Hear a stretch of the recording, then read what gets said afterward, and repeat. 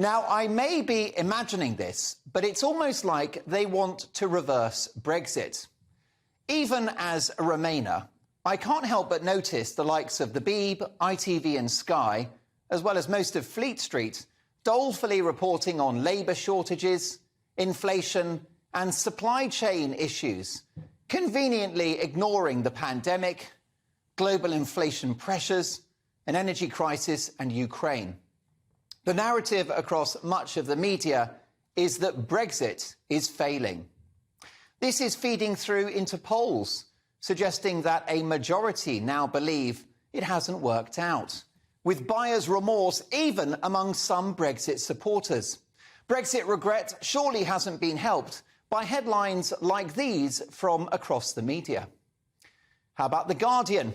The reality of Brexit is biting hard. Brexit has fueled a surge in UK food prices. Really? Brexit done this? Brexit has made Britain the sick man of Europe again. Scream The Guardian. How about this? Brexit has worsened the shortage of NHS doctors. Brexit, Brexit, Brexit. How about The Independent? Wait for this, folks. Brexit fears for toy safety, exposure to asbestos and work accidents. All because of EU laws and a bonfire. Even the BBC have been at it. Brexit, progress on trade deals slower than promised. And last but not least, the Financial Times. Brexit and the economy, the hit has been substantially negative. And how about this corker?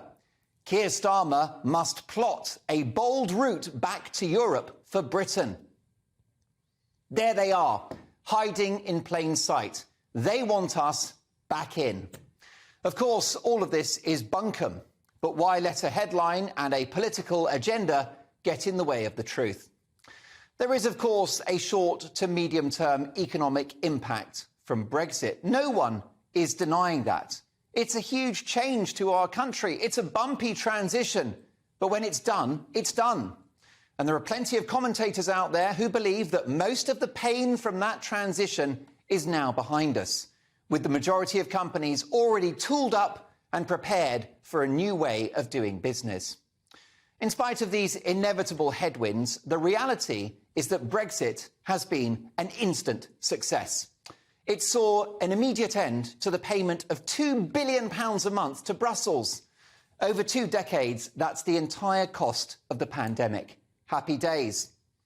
It's been an instant insurance policy against being a member of the United States of Europe, a country which, take my word for it, is coming. Brexit has been an instant insurance policy against being part of a single European army. Now, why would we seek to avoid that? Well, look at the EU's disastrous, hesitant and obstructive approach to the Ukraine invasion, with the likes of Germany keeping their foot on the brakes due to their reliance on Russian gas. For too long, Berlin appeased Moscow.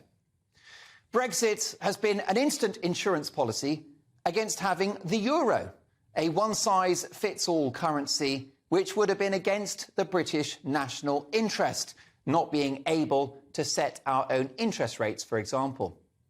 Brexit has been an instant success in relation to the control of our borders. Notwithstanding the current challenges in the Channel, we now decide who enters the country. And with net migration at 500,000 last year, which is wildly unsustainable, of course, well, that figure would be even higher if we weren't out of the bloc. By the way, if Britain is such an intolerant, hateful country, why did 500,000 people choose to make their lives here in 1 calendar year? A population the size of Liverpool. I'm so confused. Brexit was an instant success for trade deals, for the vaccine rollout, and it's an insurance policy against a devastating sovereign debt crisis on the continent, which many predict is coming. Brexit has been a success in relation to everything the public voted for. Control of our laws, our borders, our money and our trade. And what about the economy? Look at the most recent GDP figures that we've got, as pointed out by Lord Frost, of course, the hero of Brexit, writing in The Telegraph recently. These are the figures from the OECD just 2 weeks ago, covering the period from when Brexit officially kicked in economically, which was the end of 2020. Since then, Britain has grown faster than Germany, France, Italy, Spain, or the Eurozone overall. As Lord Frost dryly points out, you won't hear that on the BBC. The Remainers are regrouping. We've even got one at number 11 in the form of China admiring Jeremy Hunt, who insiders tell me is behind the Switzerland-EU alignment story. The campaign to rejoin will ramp up in the months and years ahead. It will start with the snake oil language of frictionless trade and realignment, partnerships and agreements and all the rest of it.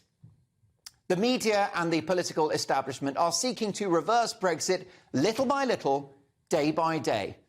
Salami slicing our sovereignty, it is death by 1,000 cuts. Brexit brings with it huge challenges. The Northern Ireland Protocol, which divides our country down the middle, it's got to go.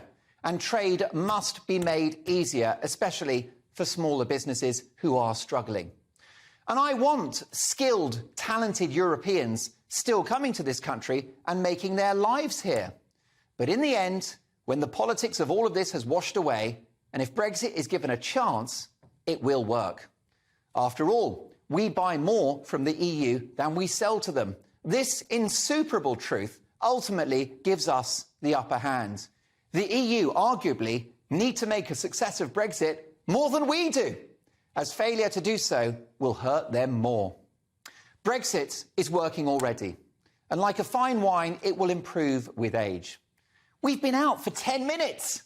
Give it 10 years, and we'll be laughing. Ignore the prophets of doom and the highly politicised commentators who will stop at nothing to reverse it. If we stick with Brexit, if we commit to it, we will make it a success. And I voted Remain in 2016. But I accepted the result and I chose to embrace it. So I hope I speak with some authority. What we must avoid is sleepwalking back into the bosom of Brussels. Brexit's got its knockers, but it would be a boob to go back in.